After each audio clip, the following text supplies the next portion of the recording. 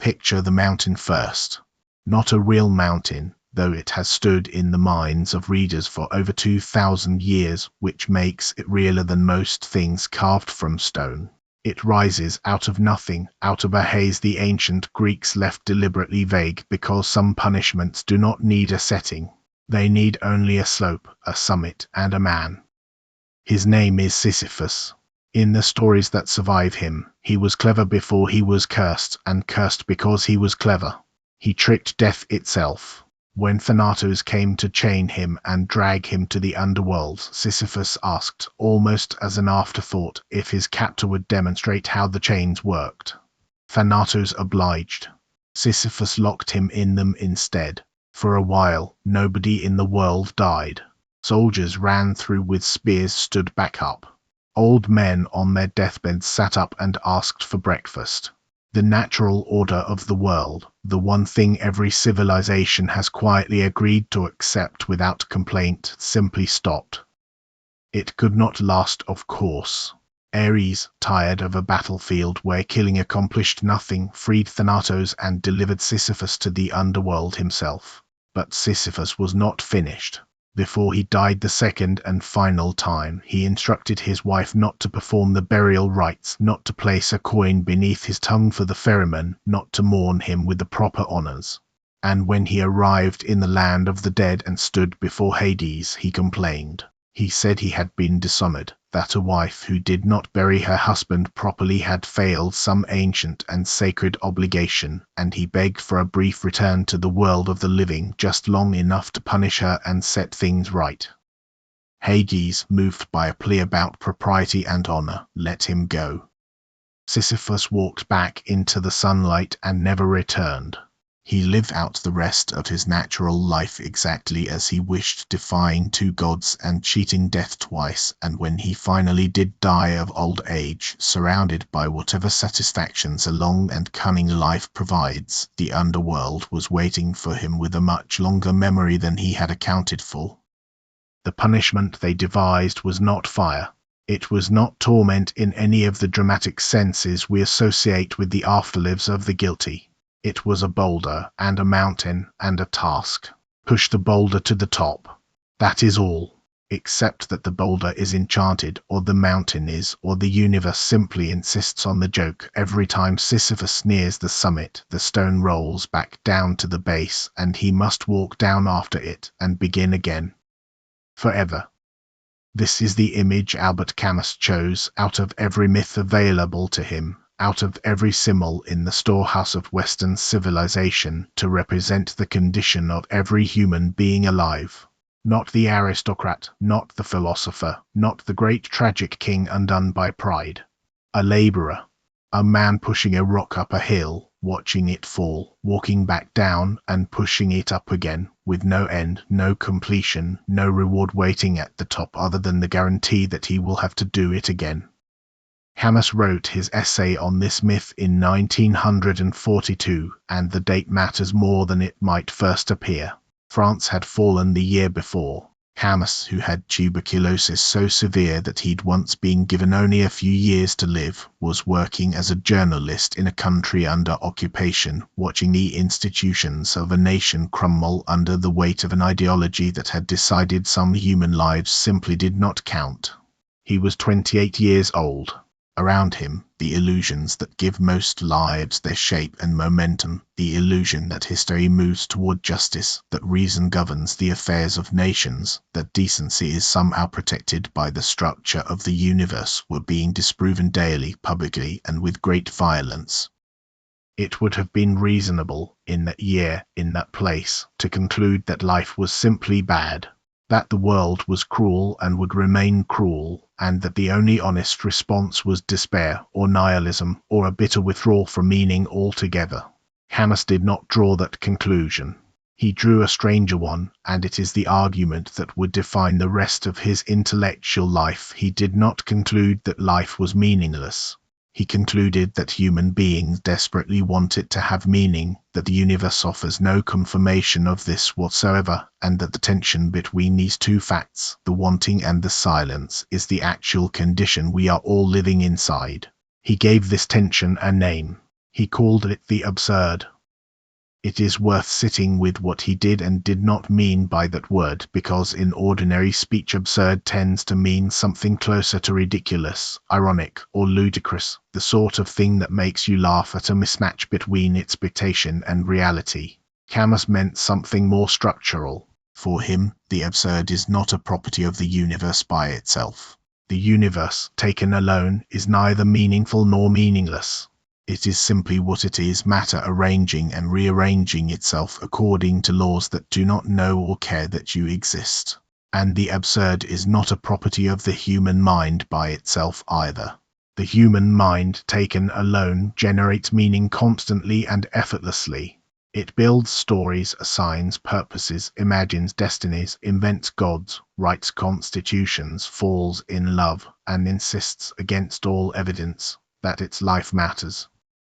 The absurd, Camus argued, lies in the collision between these two things.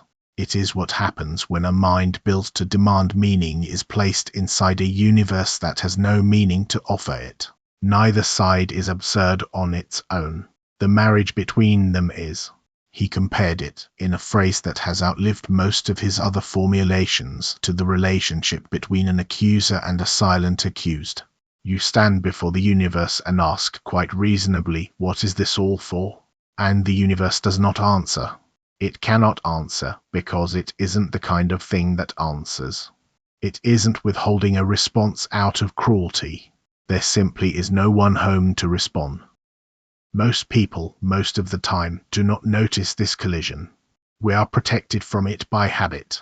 We wake, we work, we eat, we sleep, we repeat, and the machinery of daily obligation is so absorbing that the question of ultimate purpose rarely gets the silence it needs to be heard.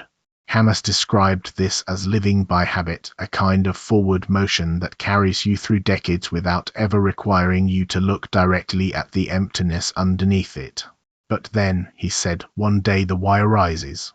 Something interrupts the momentum. Perhaps a doctor delivers a diagnosis. Perhaps a person you love dies with no warning and no discernible reason, snatched out of the pattern of your life the way the stone is snatched out of Sisyphus's hands at the top of the climb. Perhaps you simply wake up on an ordinary Tuesday and, for no dramatic reason at all, the routine suddenly looks strange to you, foreign, arbitrary, like a stage set you'd forgotten was a stage set. The scenery collapses, in Camus's words. And once it collapses, you cannot easily rebuild it. You have seen behind the curtain, and the emptiness back there does not go away just because you look elsewhere. This experience, this sudden confrontation with the absurd, is not itself a philosophy. It is a starting point. What you do next is the philosophy. It is worth pausing on this business of habit a little longer, because Camus was writing about the mechanisms that shield people from the absurd nearly a century before the specific machinery of modern distraction existed, and the essay's diagnosis has, if anything, become more relevant rather than less. Camus described habit in fairly general terms: the accumulated weight of daily routine, the getting up, the commute, the 4 hours of work, the meal, the sleep, repeated in the same rhythm across days that gradually stop being distinguishable from one another. This rhythm, he argued, is what keeps most people from ever confronting the absurd directly, not because the routine answers the question of meaning, but because the routine is loud enough, demanding enough, that the question rarely gets the silence it needs in order to be heard at all. A person can go an entire lifetime carried forward by momentum alone, and Camus does not treat this as some kind of moral failure. He treats it as the ordinary condition of most human beings most of the time, a condition that is neither admirable nor blameworthy, simply common. What has changed since Camus's era is not the existence of this shielding mechanism, but its intensity and its deliberate engineering. The rhythms that once occupied idle attention, walking to work, waiting for a train, sitting with nothing to do in the evening after the day's obligations were finished, have been filled, almost without residue, by devices explicitly designed by extremely well-resourced organizations to capture and hold attention for as long as biologically possible. This is not a minor technological update to the old problem of habit. It is closer to an entirely new order of anesthesia, one that does not simply keep a person occupied the way manual labor or domestic routine once did, but actively supplies a continuous, algorithmically tuned stream of stimulation calibrated to prevent exactly the kind of silence in which the absurd question has traditionally arisen. Where Camus's habitual man might still find himself, on a long walk or a sleepless night, suddenly confronted by the why, staring at a ceiling with nothing between himself and the question, a great deal of contemporary life is structured, whether by accident or design, to ensure that no such unoccupied moment is ever allowed to open up.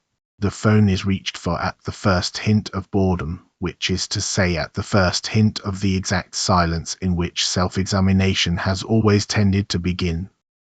This matters for a philosophy built entirely around the value of clear seeing, because if Camus is right that the first step toward the absurd hero's stance is simply noticing the collision between the human demand for meaning and the universe's silence, then a civilization that has engineered away almost every opportunity for that noticing to occur has not solved the absurd question. It has simply buried it more efficiently and more comprehensively than any previous era managed to do by accident. The stakes of this are not abstract. A person who never encounters the absurd directly never has the opportunity to move through despair and false comfort toward the harder, more durable stance Camus is recommending. They remain instead in a kind of permanent, comfortable evasion, one that requires no philosophical labor at all because the question generating the need for that labor has been successfully prevented from ever fully forming. Camus would likely have seen this not as a solution but as the deepest version yet of the very habit he warned against, an anesthesia so complete that the patient no longer even suspects there might be something worth waking up for. The person who does manage to put the phone down, who does sit with an unoccupied evening or an uninterrupted walk and lets the old question surface again, is not thereby guaranteed anything pleasant. Camus never promised pleasant. What he promised was contact with something real, rather than a life spent, however comfortably, at a remove from it. And it is worth noting that this single act, simply tolerating unstructured, unstimulated time long enough for a genuine question to surface, has become, almost by historical accident, one of the more radical things a person can do with an ordinary evening. Camus could not have anticipated the specific machinery that would come to dominate the following century's leisure hours, but the essay's underlying warning that the greatest threat to an honestly lived life is not tragedy itself but the successful, permanent avoidance of ever really looking at your own situation has aged into something closer to prophecy than period detail. Camus believed there were three possible responses, and only one of them was honest. The first response is the most literal, and Camus took it seriously in a way that most philosophers before him had not. If life has no inherent meaning, some people reason, then perhaps the correct response is to exit it. This is physical suicide, and Camus opens his entire essay by declaring it the only philosophical problem that truly matters. Not whether the world is made of atoms or ideas, not whether God exists, not whether the categories of the mind shape our perception of reality. Whether life is worth living, given that it may not mean anything. Everything else, he says, is secondary. He does not spend the essay building a case for suicide, and he is emphatic, almost fierce, in his rejection of it as a solution. His argument against it is not a moral one, not an appeal to the sanctity of life or a religious injunction against self-destruction. It is a logical one. To kill yourself in response to the absurd, Camus argues, is to make a category error. It treats meaninglessness as a problem that can be solved by eliminating one half of the equation, the human half, the half that is doing the demanding. But this doesn't resolve the absurd. It simply ends the person who was experiencing it. The tension between human longing and universal silence isn't answered by suicide. It's evaded, the way a student might respond to an unsolvable equation by tearing up the exam paper. The problem was never actually in the paper. Suicide, in this sense, is not a confrontation with the absurd but a retreat from it dressed up as a confrontation. The second response is subtler, and Camus spends far more of his essay arguing against it because he considers it the more tempting and more dangerous of the two failures. He calls it philosophical suicide. Philosophical suicide does not kill the body. It kills the honesty of the mind. It is what happens when a thinker, having stared directly into the absurd, having felt the full weight of a universe that refuses to answer, flinches at the last moment and manufactures an answer anyway.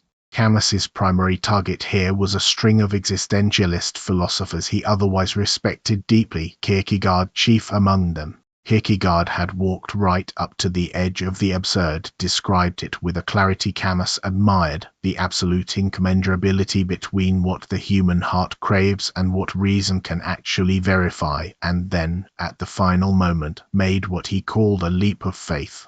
He decided to believe in God anyway, not because reason demanded it, but precisely because reason could not supply it. Believing the absurd, Kierkegaard said, elsewhere phrased as believing by virtue of the absurd, was itself the leap, an act of faith that did not resolve the contradiction so much as embrace it as the very substance of religious commitment.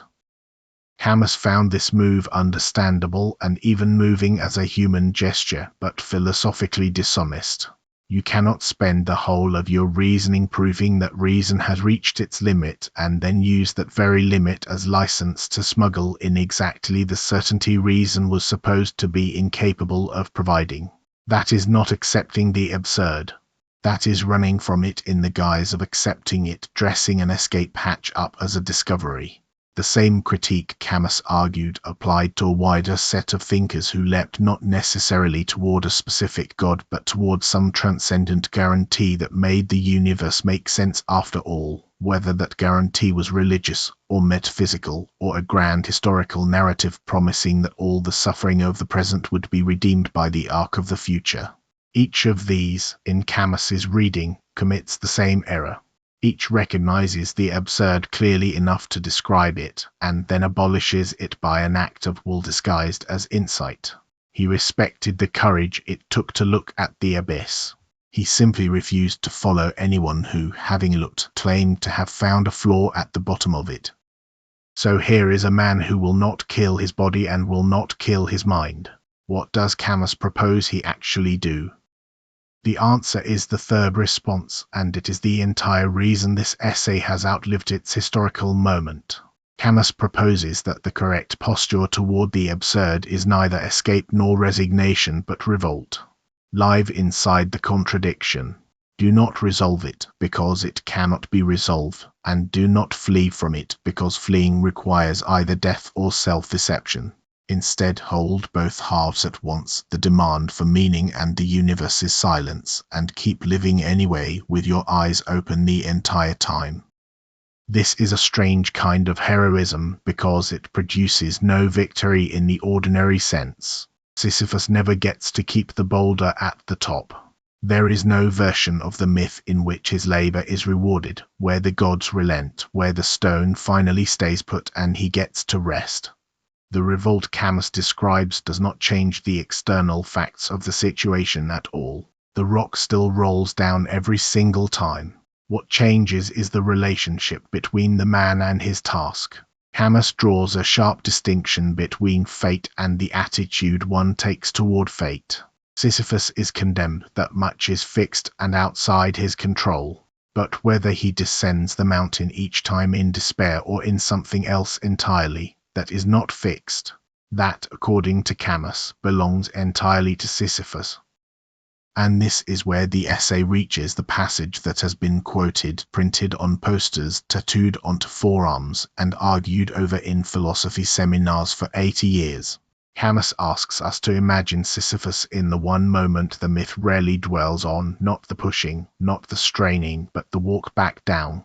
Having released the stone at the summit and watched it thunder back to the plain below, Sisyphus turns and descends toward it, unhurried, with nothing to do but walk and think. Camus calls this the hour of consciousness. It is the pause between labors, the moment where a man who is not distracted by the strain of the task is forced to see his situation with total clarity. This is his life, this exact loop, with no other one coming. And Camus insists that in this walk down the mountain, Sisyphus becomes something more than the sum of his punishment. He becomes superior to it. Because he knows the whole extent of his wretched condition, Camus writes, and it is this very knowledge that should crush him, and yet it is precisely this knowledge that raises him above it. Fate is only a tragedy when the person suffering it does not fully understand it. The moment Sisyphus understands his situation completely, the moment he sees it, all of it, without flinching, without appealing to some hidden god who will eventually intervene, without pretending the boulder means something it does not mean, the myth stops being purely a story of despair and becomes something closer to a portrait of dignity. Camus ends the essay with a sentence that reads, on first encounter, almost like a provocation. He says we must imagine Sisyphus happy. Not that Sisyphus is happy in the way we ordinarily use the word, not cheerful, not content the way a person is content after a good meal or a successful year. Camus means something closer to this, that the struggle itself, fully inhabited, fully owned, without illusions and without despair, is enough to fill a human heart. The rock is his. The mountain is his. Every grain of that summit, every scrape of the stone against his palms belongs to him and to no one else, and there is a strange, fierce satisfaction available in a task that is entirely, undeniably yours, even if it produces nothing, even if it goes nowhere, even if it will be undone the instant it is finished. It's worth pausing here, because if this all remains at the level of ancient myth, it risks becoming a beautiful idea that lives comfortably in a book and nowhere else. Camus did not intend it that way. He intended the myth as a mirror held up to ordinary 20th century life, and it holds up rather uncomfortably well to ordinary 21st century life too. Consider someone entirely unremarkable. Call her a woman in her early 30s, working a job that exists mostly in spreadsheets and quarterly reports, the specific content of which does not matter here because it is, by design, replaceable. She wakes at a time chosen for her by the demands of a commute.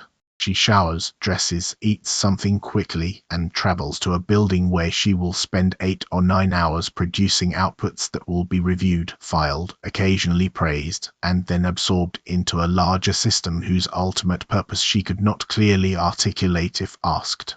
At the end of the day she goes home, and the next day the same reports need updating, the same emails need answering, the same tasks that were completed yesterday need, in some slightly altered form, to be completed again.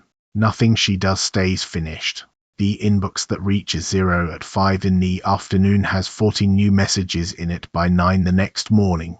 The project that wraps up in December gives way to an identical project in January with a new name and the same shape. This is not a criticism of any particular job or any particular life. It is simply an accurate description of what most human labor across most of history has actually looked like: repetitive, cyclical, and only rarely aimed at some final, permanent accomplishment after which nothing more needs to be done. The farmer who brings in the harvest does not get to stop farming. The harvest will need bringing in again next year and the year after that, until the farmer's own life runs out and someone else takes up the same fields. The parent who gets a child through one hard year does not get to stop parenting. There is another hard year coming, and another after that. Sisyphus is not a metaphor for some unusual and exotic form of suffering. He is a metaphor for Tuesday.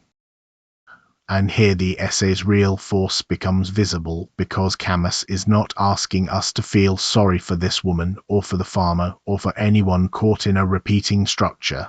He is asking a much harder question, given that this repetition is close to universal, given that almost no human life escapes it entirely. What stance should a person take toward their own version of the boulder? One stance is despair, the quiet, grinding despair of feeling that the repetition proves the pointlessness of the effort. If nothing I do stays finished, why do any of it at all? This is a reasonable question, and Camus does not mock it. He takes it as seriously as any philosopher ever has. But he argues that despair is not actually forced upon us by the repetition itself. Despair is one possible response to repetition, not its necessary conclusion. The facts of the boulder do not determine the feeling in the man pushing it. Two people could perform the exact same repetitive labor in the exact same circumstances, and one could experience it as a slow erosion of the soul while the other experiences something closer to what Camus is pointing toward, a kind of full ownership of the task, an active claiming of it rather than a passive endurance of it. This is not a small distinction, and it's worth being precise about it because it would be easy to hear Camus and think he is simply recommending optimism, or positive thinking, or some kind of forced cheerfulness in the face of drudgery. He is recommending something stranger and more demanding than that. He is recommending consciousness. The unhappy version of Sisyphus in Camus's telling is not the one who suffers because suffering is built into the punishment and cannot be escaped. The unhappy version is the one who suffers without seeing clearly, who either numbs himself to the repetition through distraction or torments himself with the fantasy that somewhere, if he only pushes hard enough, the rock will finally stay at the top. Both of these, the numbness and the fantasy, are forms of looking away.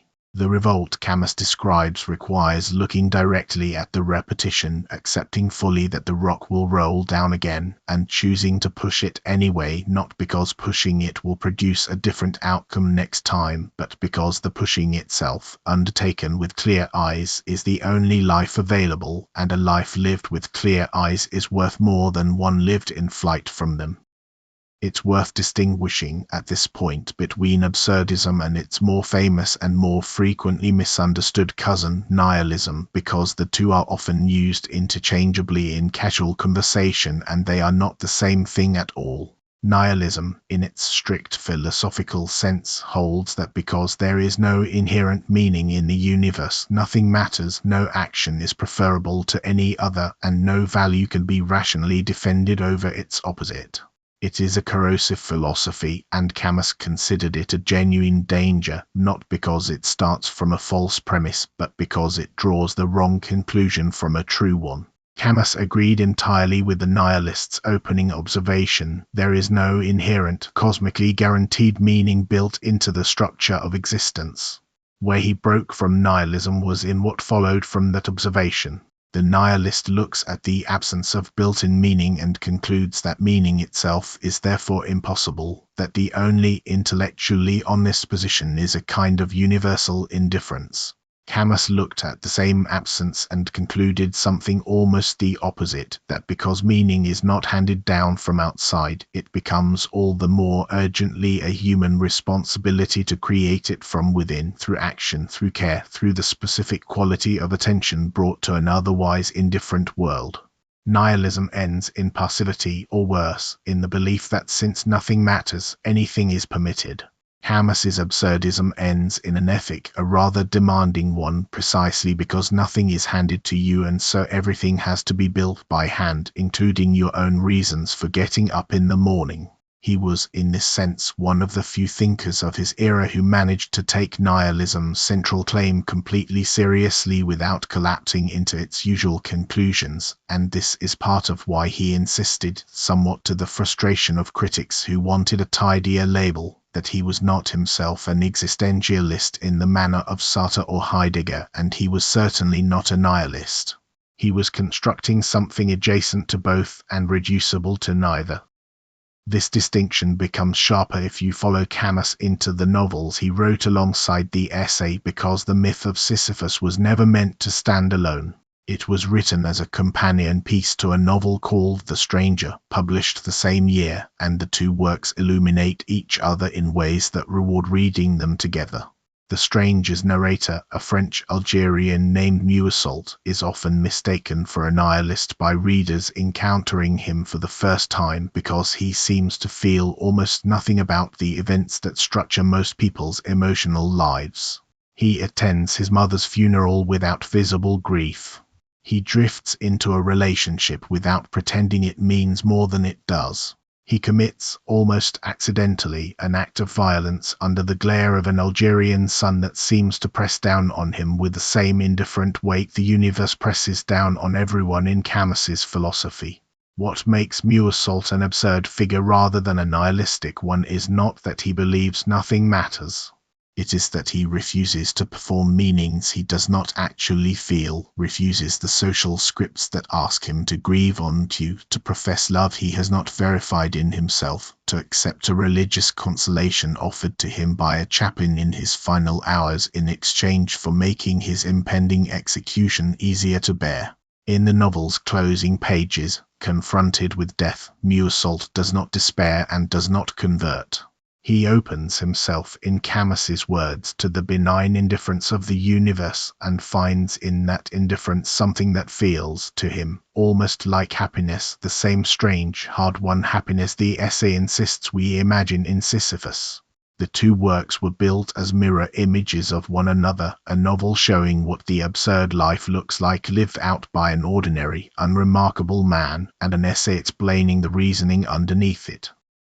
Camus would go on, a few years later, to write The Plague, a novel set in a fictional Algerian city sealed off by an epidemic, and it is worth mentioning here because it answers a question the Sisyphus essay leaves somewhat open. What does the absurd hero look like once he stops being an isolated man on a mountain and becomes a member of a community facing a shared catastrophe? The town doctor at the center of the plague, a man named Rhea, fights the epidemic day after day with no expectation of a clean, decisive victory, treating patient after patient in a struggle he knows, on some level, cannot be permanently won, since the bacillus that causes plague, as the novel's final lines remind us, never actually dies or disappears for good. It only waits patiently, in furniture and linen, for the day when it will rouse its rats again and send them to die in some new city.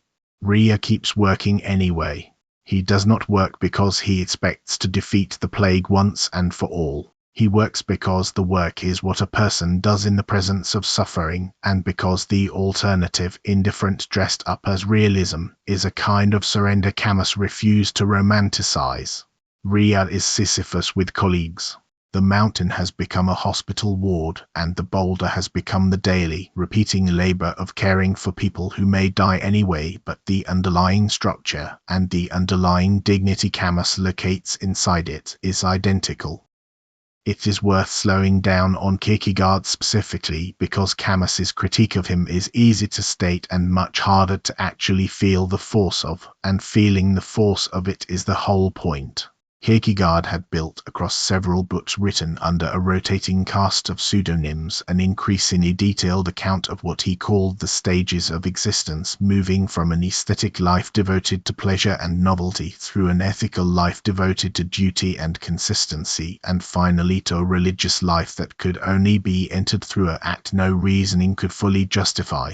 His central image, the one Camus returns to again and again, is the biblical story of Abraham being commanded to sacrifice his son Isaac. Read as ethics, the story is monstrous. A father raises a knife over his own child at the command of a voice he cannot verify, cannot prove, cannot justify to any outside observer, and every ordinary moral framework available to a human being would call this either madness or murder.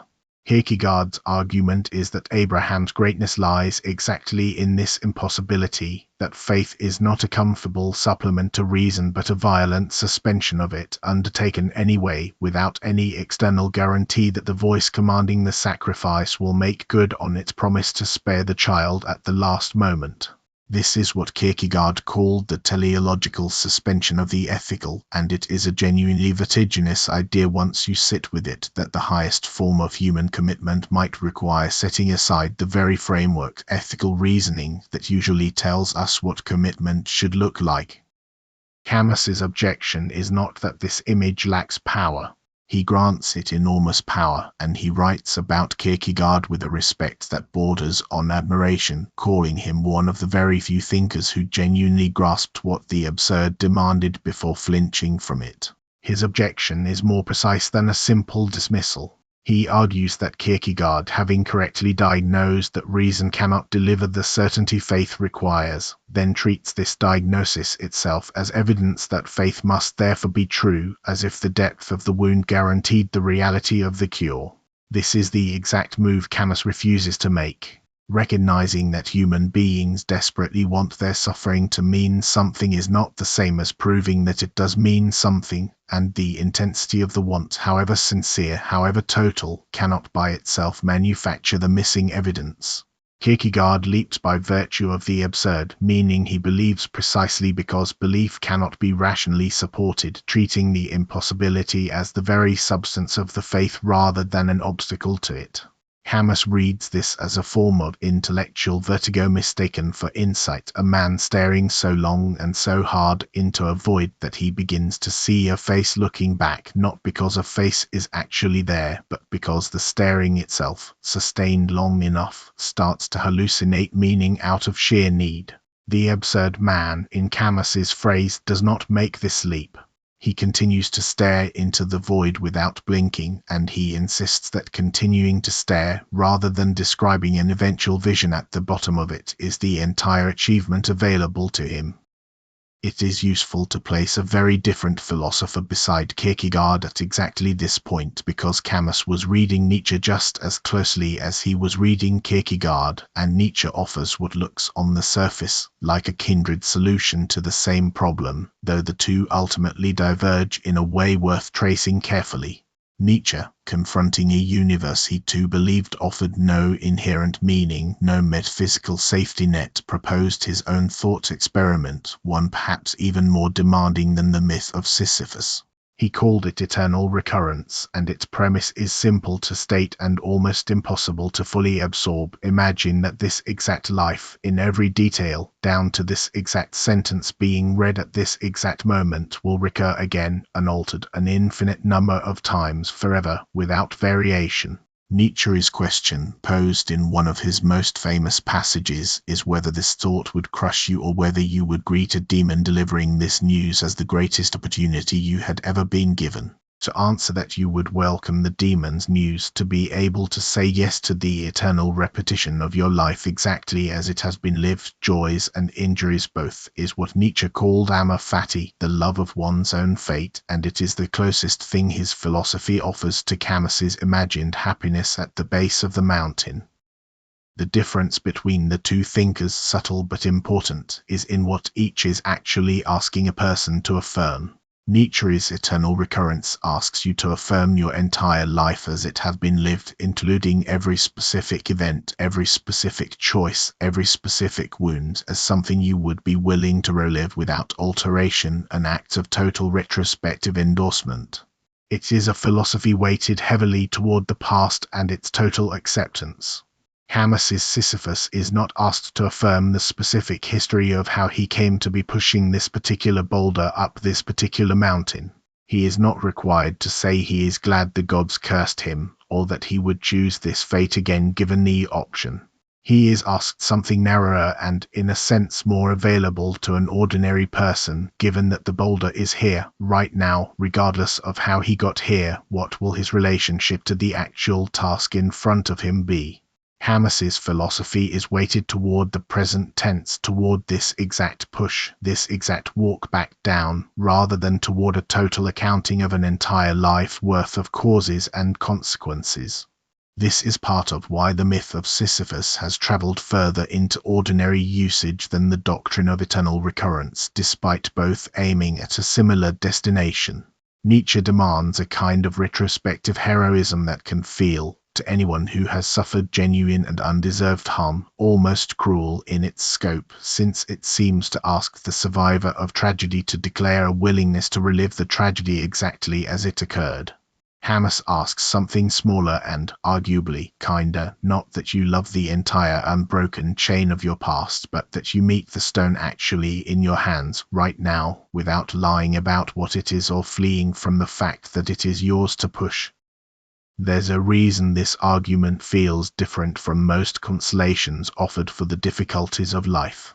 Religious traditions have generally offered a version of comfort that depends on a promise: endure this, and something better waits beyond it, whether that something is an afterlife, a karmic reward in a future incarnation, or simply the abstract assurance that suffering has a hidden purpose that will eventually be revealed.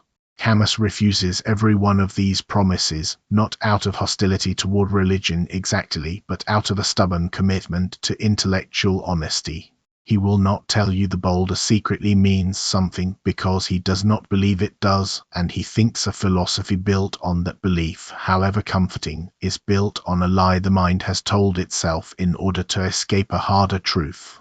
What he offers instead is more austere and, to some people, more valuable precisely because it costs nothing, borrowed from an afterlife, the claim that meaning does not have to be given to you by the universe in order for your life to be worth living. Meaning, in Camus's picture, is not discovered. It is not sitting out there somewhere in the structure of the cosmos waiting for the right telescope or the right scripture to reveal it. It is something closer to manufactured moment by the person doing the living through the sheer intensity and honesty of their engagement with what is directly in front of them. This is why Camus, elsewhere in his writing, returns again and again to sensory experience, to sunlight on skin, to the smell of the sea, to the taste of food, to the specific pleasure of a body moving through a physical world.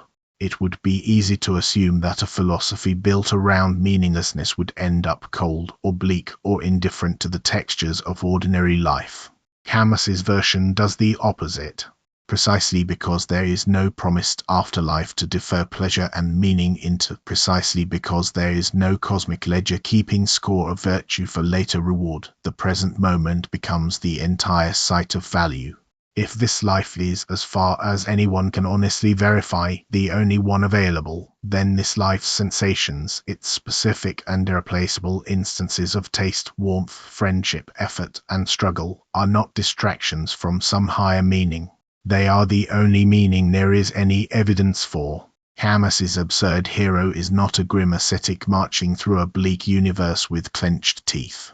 He is, if anything, hungrier for the world than the person who believes their true reward lies elsewhere.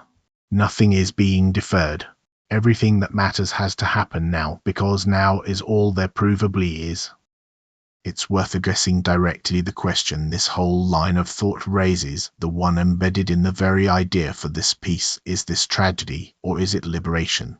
Because the honest answer is that Camus's philosophy does not choose between them. It insists they are the same event, viewed from two different distances. Seen up close, in the middle of the labor, with the weight of the stone against your shoulder and the summit always retreating just as you approach it, this is tragedy in the fullest classical sense. Nothing is resolved. Nothing is redeemed. The effort is real, and it produces nothing that lasts.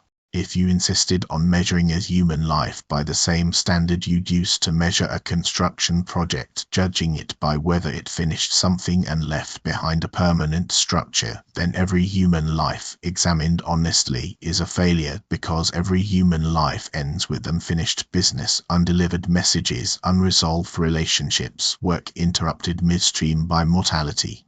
Sisyphus never completes his task. Neither does anyone else. In that sense, no argument Camus makes erases the tragic dimension of existence. He is not offering a trick that dissolves the tragedy. The tragedy is real, and he insists on looking directly at it rather than around it. But seen from a slight distance, the same fact that produces the tragedy is what produces the liberation, and this is the genuinely radical move in Camus's argument. If there is no fixed external meaning that your life is obligated to fulfill, then there is also no fixed external standard by which your life can be judged a failure for not fulfilling it. The absence of an assigned purpose is exactly the same fact described from the other side as the absence of any authority with the right to tell you that your purpose has not been met. A prisoner sentenced to an impossible task by a court he must obey is one kind of figure.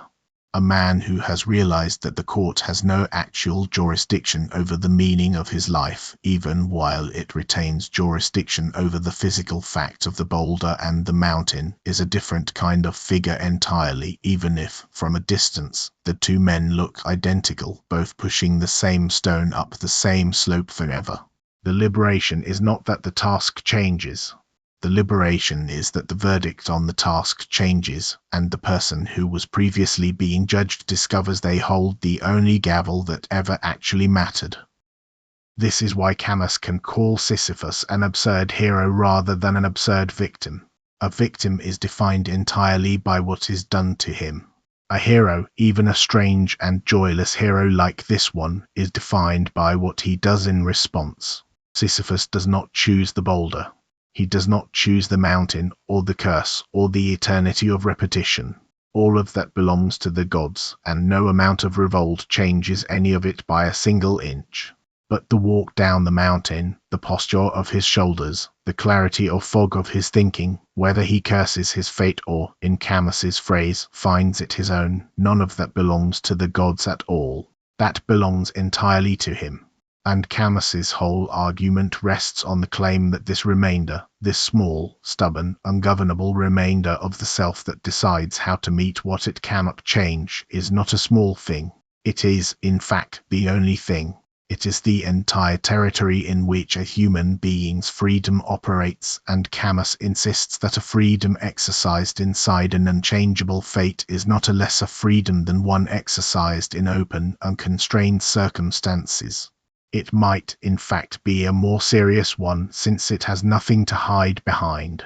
There is no possibility of pretending that the circumstances were easy, or that success was around the corner, or that a little more effort would have finally solved things. The absurd hero has already given up all of those comforting fictions, and whatever freedom is left after you strip those away is freedom in its most concentrated form. There's a version of this argument that shows up far more often in ordinary life than people notice once they've been shown the shape of it. Anyone who has cared for a person with a long, degenerative illness knows a version of Sisyphus's mountain because the task does not resolve. There is no day when the caregiving is finished and the illness is defeated. There is only tomorrow's version of today's labor, sometimes slightly harder, rarely easier, with an outcome that is not in question. And yet people who live inside that exact structure, that repeating, unfinishable structure, report an extraordinarily wide range of internal experiences. Some are hollowed out by it, understandably, and no philosophy should pretend otherwise or make a virtue out of suffering that a person did not choose and would escape if they could. But others, describing what sounds from the outside like the identical set of daily tasks, describe something closer to devotion, even to a fierce and specific meaning that they would not trade for an easier life with less connection in it. The tasks did not change. The mountain did not get shorter. What differed was the internal stance toward an external fact that could not be altered, and that is precisely the terrain Camus is pointing to. The same structure appears in work that has nothing to do with illness or crisis.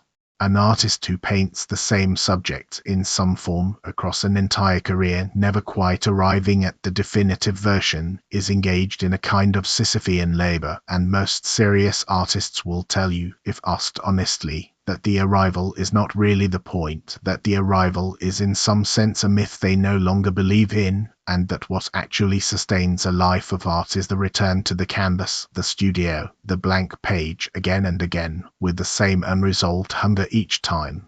A scientist working on a problem that will outlast her career, contributing one piece to a puzzle that will not be completed within her lifetime and possibly not within a century, is in the same position. An athlete training for a discipline in which the record will eventually be broken by someone else, in which every peak achievement is by definition temporary, is in the same position. None of these people have escaped the mountain. They have simply found, in Camus's sense, a way to walk down it that does not require them to pretend the rock will someday stay at the top. It is important, in fairness to the philosophy and to anyone actually living inside it, to say plainly where this account has its limits, because it would be dishonest to present Camus's absurd hero as some kind of guaranteed cure for despair, a philosophical technique that, properly applied, removes suffering the way a medication removes a symptom. Camus never claimed that. He was explicit that the absurd, once seen clearly, does not stop being painful. The clarity he recommends is not a form of anesthesia. If anything, it removes some of the anesthesia most people rely on to get through ordinary life without confronting these questions at all. Seeing your situation as clearly as Sisyphus is asked to see his is not comfortable. It is by design uncomfortable because comfort in Camus's account so often depends on some quiet, unexamined lie, the lie that things will get meaningfully better, the lie that this suffering is secretly purposeful, the lie that some external authority is keeping score and will eventually balance things out. Strip those lies away, and what's left is not automatically peace. It is often something closer to a difficult, clear-eyed grief, sitting right next to whatever fierce ownership of the task a person manages to build alongside it. This is worth emphasizing because Camus's most famous line, the instruction to imagine Sisyphus happy, has occasionally been flattened into something closer to a motivational poster, as if the entire philosophy amounts to choosing a good attitude and everything will feel fine. That is not what the essay argues, and it is worth resisting that reading, because it does a disservice both to the difficulty of the actual philosophy and to anyone genuinely struggling under a weight that does not lift no matter how clearly they see it. Camus is not promising that clarity produces happiness in any ordinary sense. He is arguing something narrower and, in a way, more defensible, that clarity, however painful, is preferable to the alternatives of self-deception or self-destruction, and that within clarity there remains a specific, hard-won form of dignity available to a person willing to keep pushing without lying to themselves about what the pushing will or will not produce. Happiness, in the sense Camus means at the very end of the essay, is closer to a kind of fullness, an intensity of ownership over one's own fate, than it is to comfort or ease. It is entirely possible, on this account, to be simultaneously suffering and, in Camus's sense, something like happy, because the two are not operating on the same axis. One measures the difficulty of the circumstances. The other measures the honesty and completeness of your relationship to them. It would be incomplete to present Camus's ideas as though they went unchallenged, because some of the sharpest criticism came from a man who was, for a time, his close friend and intellectual ally. Jean-Paul Sartre and Camus were often grouped together by the press and by history as the twin faces of French existentialism, a label Camus himself resisted, and their eventual falling out played out publicly in the pages of a Paris journal in the early 1950s was in part a disagreement about exactly the questions this essay had been circling. Sartre, committed to a more explicitly political and historically engaged form of thought, came to believe that Camus's insistence on revolt without a clear political program, without commitment to a specific revolutionary outcome, amounted to a kind of moral evasion dressed up as philosophical purity. Camus had written a second major essay by then, The Rebel, in which he argued that revolutionary movements which begin by revolting against injustice in the name of human dignity all too often end by justifying new injustices in the name of some future utopia. The same philosophical suicide he had diagnosed in individual believers now diagnosed in entire political movements willing to sacrifice the living for the sake of history's verdict. Sartre and his circle read this as a betrayal of the political urgency the moment demanded, a retreat into abstraction while real oppression continued. Camus, for his part, believed that abandoning the absurd central discipline, the refusal to justify present suffering by an unverifiable future, was exactly the kind of leap he had spent his whole career warning against, however revolutionary the language draped around it. The two men never reconciled. The dispute is worth mentioning not to settle it, since reasonable people still argue both sides, but because it shows that Camus's philosophy was never treated, even by his contemporaries and friends, as a comfortable resting place. It was contested sharply by people who took it seriously enough to be angry about it. There is also a political dimension to this philosophy that Camus never fully separated from the personal one, and it deserves mention because it explains why a man writing during a military occupation chose an ancient labor myth rather than a private meditation on individual meaning. If the absurd is universal, if every human being is in some fashion pushing a stone up a mountain that will never stay at the summit, then no one suffering under that condition grants them the right to inflict additional, avoidable suffering on someone else. Camus would go on in later work to argue explicitly against ideologies that treated present human suffering as an acceptable price for a promised future utopia. The same kind of philosophical suicide he identified in individual thinkers only scaled up to the level of entire political movements, a leap of faith toward a historical destination that would supposedly justify all the violence undertaken to reach it. Just as an individual cannot honestly resolve the absurd by leaping toward a guaranteed meaning that reason cannot actually verify, a society cannot honestly justify present atrocity by leaping toward a guaranteed future that history cannot actually verify either. The revolt Camus describes at the individual level, refusing both despair and false comfort, has a public twin, a refusal to sacrifice actual, present, breathing people on the promise of a meaning that has not been earned and cannot be confirmed. None of this required Camus to believe in progress in the sense of some inevitable historical improvement, and he was in fact deeply suspicious of that idea precisely because it functioned as another form of philosophical suicide, another leap toward a comforting story that could not withstand honest scrutiny. But he also did not conclude from the absence of guaranteed progress that effort was therefore pointless, or that political struggle was futile because the mountain would always be there regardless. The absurd hero fights for better conditions, resists cruelty, builds what fairness he can, not because he has been promised the fight will be won permanently, but because the fighting itself, undertaken with clear eyes and without illusions about a guaranteed final victory, is precisely the kind of task Sisyphus faces, repeating, unfinishable, and no less worth doing for that reason.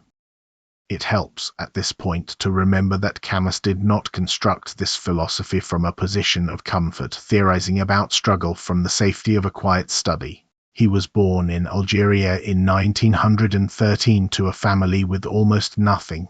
His father died in the first months of the First World War, killed at the Battle of the Marne before Camus was even a year old, and he was raised afterward by a mother who was illiterate and partially deaf, in a household so poor that the young Camus did not own his own books and had to borrow them, that meals were a matter of careful arithmetic, that the entire extended family lived crowded into a small apartment in a working-class quarter of Algiers where the pleasures available to a child were the ones that cost nothing: the sea, the sun on stone, the particular blue of a Mediterranean afternoon. He nearly died of tuberculosis as a young man, an illness that in that era carried a routine sentence of a slow, foreseeable decline, and the disease shaped the rest of his life, cutting him off at various points from the physical activities he loved, forcing him to reckon, decades before most people are asked to, with a body that might simply fail him on its own schedule regardless of what he wanted from it.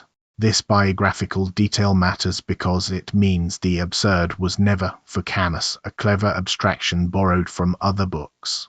It was the concrete shape of his own life, a fatherless childhood, a poverty that made every comfort feel provisional, an illness that made his own mortality an immediate and practical fact rather than a distant philosophical curiosity, and later a world war and an occupation that demonstrated, on a continental scale, exactly how indifferent history could be to individual human dignity.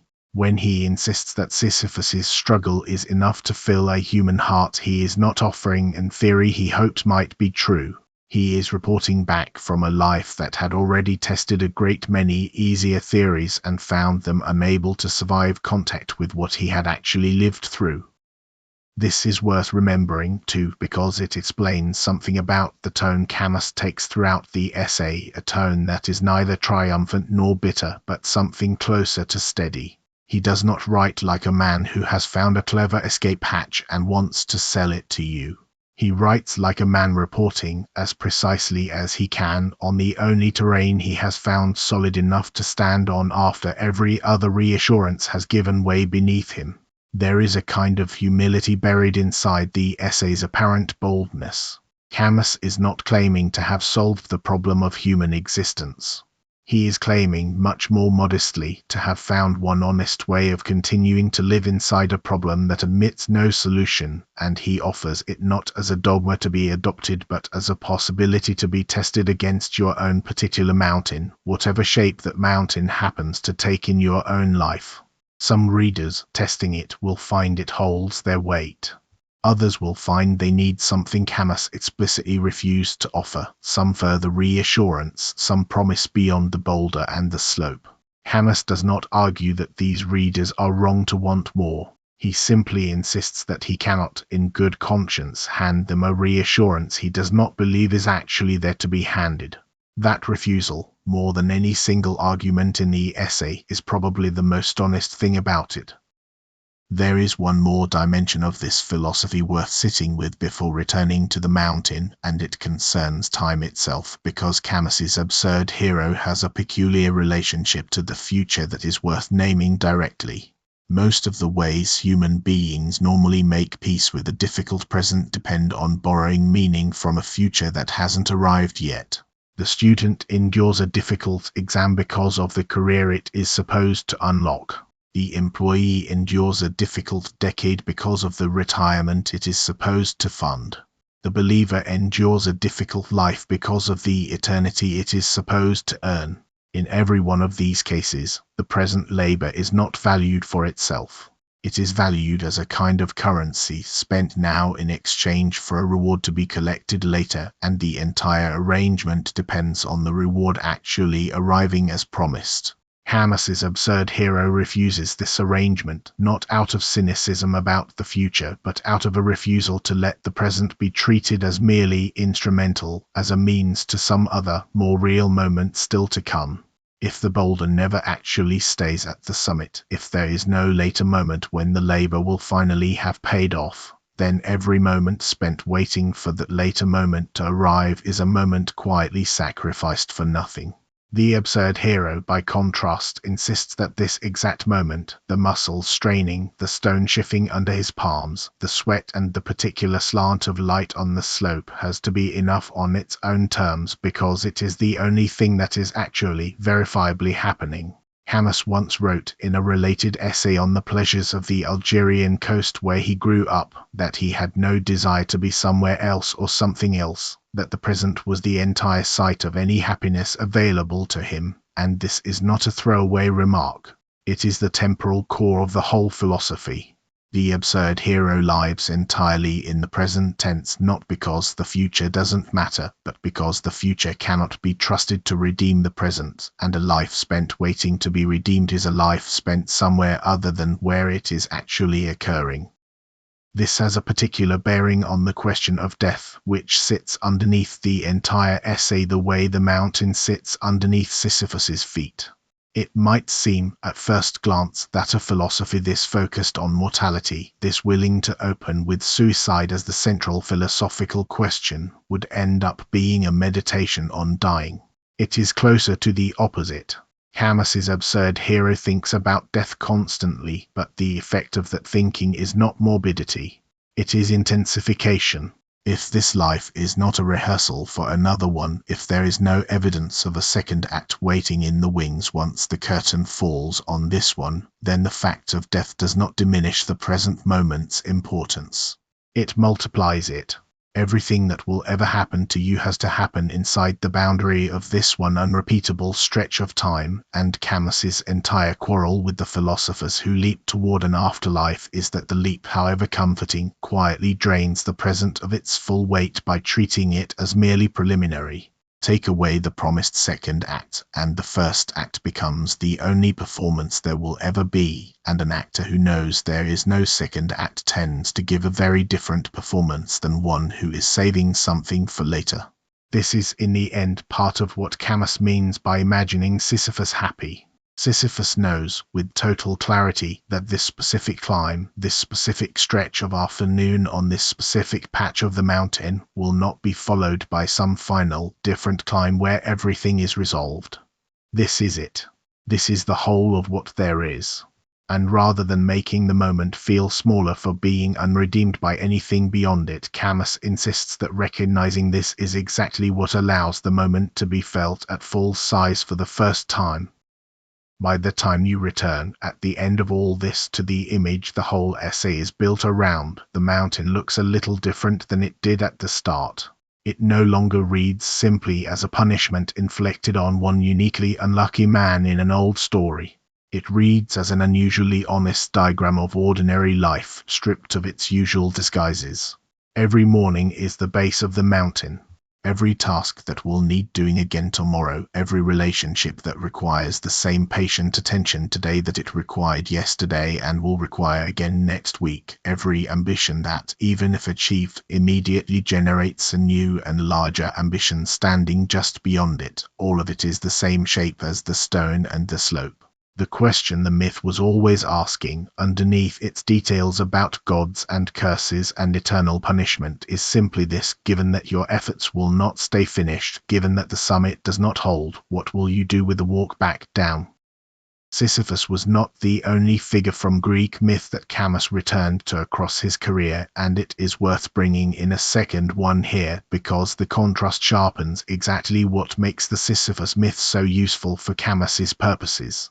Camus also wrote about Prometheus, the titan who stole fire from the gods and gave it to humanity, and who was punished for this theft by being chained to a rock while an eagle ate his liver each day, only for the organ to regenerate overnight so the torment could resume without end. On the surface, this looks like a very similar structure to Sisyphus's, an eternal, repeating punishment with no final resolution. But Camus was careful to distinguish the two figures because Prometheus's suffering has a clear cause and a clear meaning built directly into the story. He suffers because he gave something to human beings, a gift, fire, that improved their condition, and his punishment is therefore legible as the direct and comprehensible consequence of an act of generosity. There is a moral architecture to Prometheus's myth that a reader can locate without difficulty: transgression, consequence, and an implicit nobility in having transgressed for the sake of others. Sisyphus's punishment, by contrast, is comparatively arbitrary. He is punished not for some grand act of rebellion on behalf of humanity, but for a far pettier sequence of tricks played against death itself, tricks undertaken, as far as the myth tells us, largely for his own benefit and his own cleverness. There is no grand sacrifice underneath his sentence, no gift given to others that might redeem the suffering with a sense of higher purpose. This is precisely why Camus chose him over Prometheus as the emblem of the absurd condition. Prometheus can be read, however grimly, as a martyr, and a martyr's suffering already carries a kind of meaning inside it, a meaning the martyr himself may even take some comfort in. Sisyphus cannot be read this way at all. His punishment fits no moral logic, teaches no lesson, redeems no one, and benefits nothing beyond the gods' evident wish to make an example of a man who was by any account no worse than countless other figures in the same mythology who escaped comparable sentences entirely. This absence of any redemptive logic is exactly what makes him the more accurate mirror for the absurd, because most human suffering, examined honestly, does not come preloaded with the kind of meaning Prometheus's story offers either. Most illness has no moral lesson attached to it. Most bereavement teaches nothing worth the price of having learned it. Most of the daily grinding difficulty of an ordinary life does not fit into any recognizable narrative of noble sacrifice rewarded, eventually, with meaning. Sisyphus, cursed for something almost embarrassingly small, working forever at a task with no discernible larger purpose, is a far closer approximation of what unearned, unmeaning, and yet entirely real suffering actually looks like, which is exactly why Camus needed him rather than his more obviously heroic counterpart. It is worth returning to the collective and political dimension of revolt in slightly more depth, because Camus developed this side of the philosophy at length in The Rebel, published a full decade after the Sisyphus essay, and the argument there deserves more than a passing mention. Camus begins that later book by asking what it actually means for a person to say no, to refuse an order, a condition, an injustice, and he notices something easy to overlook: the refusal is never purely negative. The moment a person says no to a given treatment, whether that treatment is a specific injustice inflicted on them personally or an injustice they witness inflicted on someone else, they are implicitly asserting that there exists some line that should not have been crossed, some minimal claim about human dignity that the mistreatment violated. This means that revolt, even in its most basic and instinctive form, already contains within it a kind of positive value, a yes hiding inside every no, an affirmation of some line worth defending even by a person who otherwise professes to believe that the universe offers no fixed values at all. Camus considered this a genuinely important discovery because it meant that the absurd, properly understood, does not actually strand a person in moral silence, unable to say that any one thing is better or worse than any other. The instant for genuine revolt against genuine cruelty, the recognition that this at least should not be done to a human being, smuggles a value back into a universe that was supposed to be empty of them, not because the universe has handed that value down from outside, but because the act of solidarity implied by revolt, this could have been me, this human dignity is worth defending even though nothing forces me to defend it, generates the value from within the human relationship itself without needing the universe's permission or blessing. The absurd man does not become an absurd hero by never taking sides. He becomes one, in Camus's fuller argument, by refusing every leap toward a guaranteed final justification for what he does, while still, in the same breath, discovering that solidarity with other people suffering the same fundamental condition is not itself a lie or an illusion, but the one thing the absurd leaves fully and legitimately available to him. This is why Camus's absurd hero was never meant to end as a solitary figure alone on his mountain with only his own consciousness for company. The clarity Sisyphus achieves on the walk back down is meant, in the fuller arc of Camus's thought, to open outward, toward other people pushing comparable stones up comparable slopes nearby, rather than closing inward into a private, self-sufficient defiance that has nothing to do with anyone else's suffering at all. Camus's answer, offered from inside one of the darkest years of a violent century, was not a solution to the mountain. He never pretended to have one, and the honesty of that refusal is a large part of why the essay has lasted. His answer was a stance available to anyone willing to look at the situation without flinching and without inventing false comforts to soften it, that the struggle itself, fully seen and fully claimed, is enough to fill a human life, that the summit was never really the point, that the point, if there is one, was always the climbing. Whether that is a tragedy or a liberation depends, in the end, on where you are standing when you ask the question. Halfway up the slope, straining under the weight of the stone, it can feel like nothing but tragedy, and Camus never asks anyone to deny that. But on the walk back down, in that one quiet stretch where the task has ended and the next one has not yet begun, where a person is free for just a few minutes to see the whole shape of their life without the distraction of effort, there is room, Camus insists, for something else to appear alongside the tragedy without cancelling it out. Not resignation, not delusion, something closer to ownership, something closer to freedom. We must imagine Sisyphus happy, Camus wrote, and the instruction was never really about Sisyphus.